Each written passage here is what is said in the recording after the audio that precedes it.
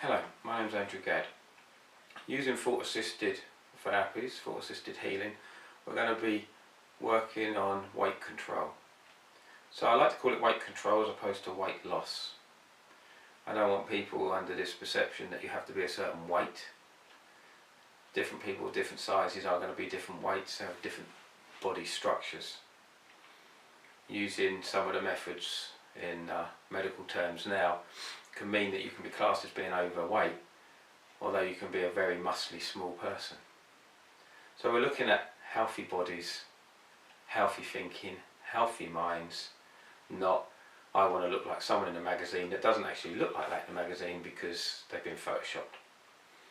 So it's really important. Now if you are unhealthily overweight, then this is an ideal program for you. If you just want to control the weight because you keep spiraling up and down the weight, then this is the ideal program. If you are considered medically underweight, this is not the program for you.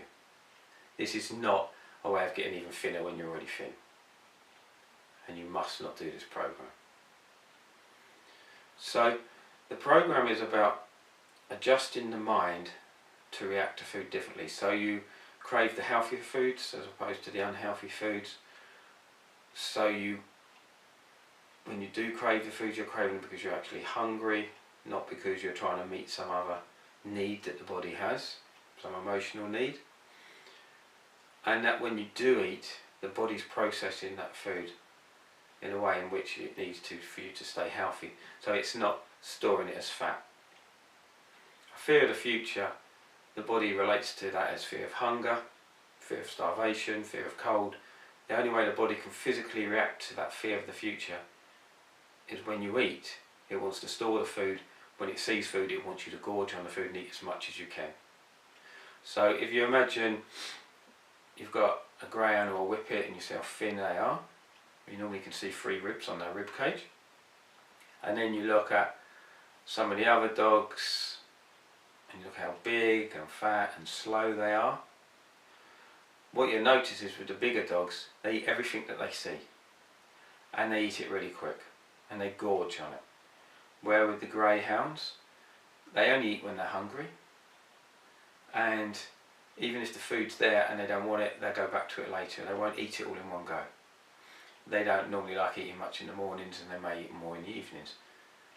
However, that's not saying that's best for you to do that. But what I'm saying is that they're very different in a Labrador that will gorge on food and eat everything it can see, and a greyhound that eats just what it needs. I need to turn you into the greyhound. I need to take you away from the Labrador. And that is changing your mind, your mindset, and the way your body processes food.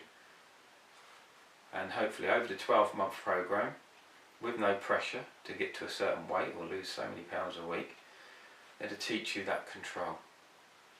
And we hope to add different food ideas and food recommendations, and not exercise as in you've got to now start doing 2 or 3 hours workouts, but just increasing your activity levels that naturally can be increased with your lifestyle. Thank you.